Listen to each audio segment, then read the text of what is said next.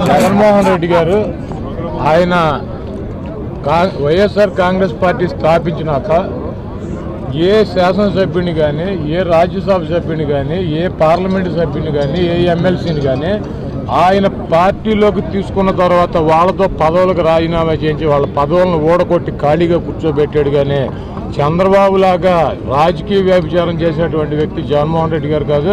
మా పార్టీలోకి ఎమ్మెల్యే రావాలన్నా, ఎంపీ రావాలన్నా, ఎవరు రావాలన్నా ఆ పార్టీకి, ఆ పార్టీ ద్వారా సంక్రమించినటువంటి పదవులకి రాజీనామా చేయించే జగన్మోహన్ రెడ్డి గారు తీసుకుంటారని గతంలోనే చెప్పారు. అధికారంలో లేనప్పుడు, ఇబ్బందుల్లో ఉన్నప్పుడు ఆ పని చేసి చూపించాడు. కాబట్టి ఈరోజు అధికారంలో ఉన్నా కూడా ఇటువంటి చంద్రబాబు లాంటి నీచ కార్యక్రమాలు చేసి ఆయనలాగా ప్రజలతో చీకొట్టుకునిచ్చినటువంటి పరిస్థితి మాత్రం జగన్మోహన్ రెడ్డి గారు ఉండరు. మంగళగిరిలో ధన ప్రవాహం ఏ పార్టీ? ఆర్కే పెట్టాడా, లోకేష్ పెట్టాడా? గుడివాడలో నేను పెట్టాను, అవినాష్ పెట్టాడా? లోకనాశనం లోకేష్ బాబు. ఆయన దొడ్డిదారిని ఎమ్మెల్సీ చేసి మంత్రి పదవి ఇచ్చి ఏదో ఈ తండ్రి కన్నా ఈయన ఎక్కువ తలకాయ ఊపుతా, సొల్లు కబుర్లు చెప్తా, కొడాలి నాని వచ్చి మా గుడివాడు వచ్చి చెబుతాడు. ఈయన దగ్గరికి వెళ్ళంటే ఈయనకి పనులు చెప్పలేదంట, అందుకని చెప్పి చేయలేదంట. సిగ్గు శరం లేదు. ఒక దొడ్డిదారిన ఆ పార్టీ నీది కాదు, నీ తండ్రిది కాదు. ఎన్టీ రామారావు ఆయన కుటుంబ సభ్యులను తీసుకెళ్లి బలి చేసేసో, హరికృష్ణ గారు చనిపోయినట్టు 3 నెలల తర్వాత వాళ్ళ అమ్మాయిని తీసుకెళ్లి కుకట్పల్లిలో పెట్టి ఓడించో, అట్లాగే నెహ్రూ గారి పార్టీలో చేర్చుకుని వాళ్ళ అబ్బాయి అవినాష్ని తీసుకొచ్చి గుడివాడలో పెట్టి బలి చేసేసో, తండ్రి చనిపోయినటువంటి ఆ పార్టీలో అనాథల పిల్లలు ఎవరు ఉంటే వాళ్ళని తీసుకెళ్లి ఎక్కడో చోట పెట్టి బలి చేసేయడం ఈయనకు అలవాటు. దేవుడు ఉన్నాడు, అన్ని చూస్తాడని చెప్పి జగన్మోహన్ రెడ్డి గారు చెబుతున్నాడు. ఈయన బతికుండగానే ఈయన కొడుకుని కూడా, ఈయన పిల్లల ఉసురు తగిలి, అనాథ పిల్లల ఉసురు తగిలి కొడుకు కూడా అదే గతి పట్టింది. అంటే ఆయనకి ప్రతిపక్ష పాత్ర పోషించడం కూడా రాదని చెప్తున్నారు. మేము కూడా చెప్పాం, చంద్రబాబు నాయుడికి ముఖ్యమంత్రిగా ఈ రాష్ట్రాన్ని పరిపాలించడం రాదని చెప్పి ప్రజలు రెండుటిని నమ్మారు. కాబట్టి చంద్రబాబు నాయుడికి ముఖ్యమంత్రిగా పరిపాలించడం రాదు కాబట్టి జగన్మోహన్ రెడ్డి గారిని ముఖ్యమంత్రిని చేసి చంద్రబాబు నాయుడు ప్రతిపక్షంలో బాగా పనిచేస్తాడు అన్నటువంటి నమ్మకంతో ప్రతిపక్ష పాత్ర ఇచ్చినట్టు నేను భావిస్తున్నాను.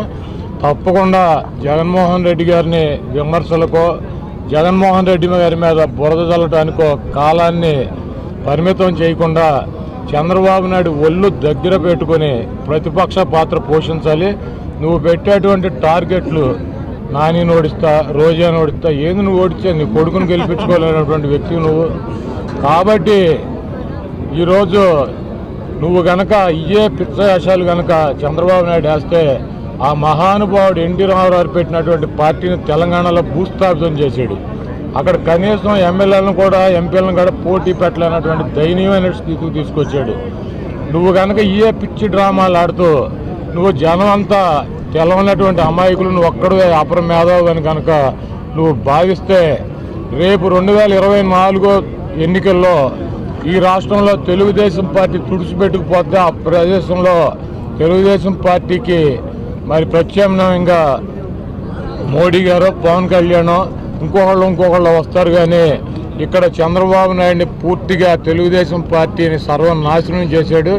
దయచేసి తెలుగుదేశం పార్టీ నాయకులు కానీ, కార్యకర్తలు కానీ, ఎన్టీ రామారావు అభిమానులు కానీ ఇంత దారుణంగా తెలుగుదేశం పార్టీని పాతాళంలోకి నెట్టేసినటువంటి ఈ చంద్రబాబు నాయుడు కొడుకుని ఆ పార్టీలోంచి మెడపట్టి బయటికి గెంటమని చెప్పి నేను వాళ్ళని ప్రార్థిస్తూ, ఎవరన్నా మీ తెలుగుదేశం పార్టీలో ఎన్టీ రామారావు కుటుంబంలో మరి మగాడు ఎవడన్నా ఉంటే ఆ పార్టీని రక్షించి కనీసం ప్రతిపక్షంలో అన్నా నడపగలిగినటువంటి వ్యక్తి ఉంటే తెచ్చి పెట్టుకోండి.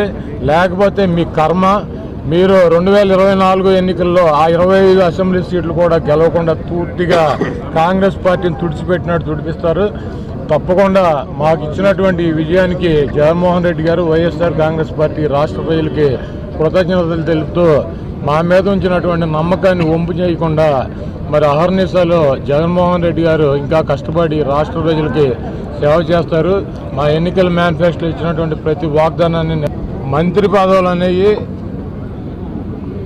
జగన్మోహన్ రెడ్డి గారి నిర్ణయం ప్రకారం ఉంటుంది. నేనైతే జగన్మోహన్ రెడ్డి గారిని మంత్రి పదవి కావాలని ఎప్పుడు అడగలేదు, రాబోయే రోజుల్లో కూడా అడగను. నాకు గుడివాడ నియోజకవర్గ ప్రజలు, గుడివాడ నియోజకవర్గానికి 3 సార్లు 4గోసారి మళ్ళీ గెలిపించారు. వాళ్ళకి ఏమి చేయాలి, ఎలా చేయాలి, జగన్మోహన్ రెడ్డి గారిని అడిగి ఏ రకమైనటువంటి నిధులు తీసుకొచ్చి వాళ్ళకి మేలు చేయగలనన్న దాని మీద ఆలోచిస్తా. కానీ జగన్మోహన్ రెడ్డి గారు ఏ పని చెప్తే ఆ పని చేయడానికి నేను సిద్ధంగా ఉన్నాను. నాకు మంత్రి పదవి ఇచ్చినా ఇవ్వకపోయినా నేను చచ్చే వరకు జగన్మోహన్ రెడ్డి గారితో ఉంటాను. జగన్మోహన్ రెడ్డి గారి నాయకత్వంలోనే పనిచేస్తాను. ఆయనే ముఖ్యమంత్రిగా ఉంటారని చెప్పి నేను ఘంటాపథంగా చెప్పగలను, ఆయన దగ్గరగా చూసినటువంటి వ్యక్తిగా. కాబట్టి ఇంత ఘన విజయాన్ని ఇచ్చినటువంటి ప్రజలందరికీ, ముఖ్యంగా నన్ను గెలిపించినటువంటి 4గోసారి నన్ను గెలిపించినటువంటి గుడివాడ నియోజకవర్గ ప్రజలకి మరి పాదాభివందనం చేస్తూ సెలవు తీసుకున్నాను.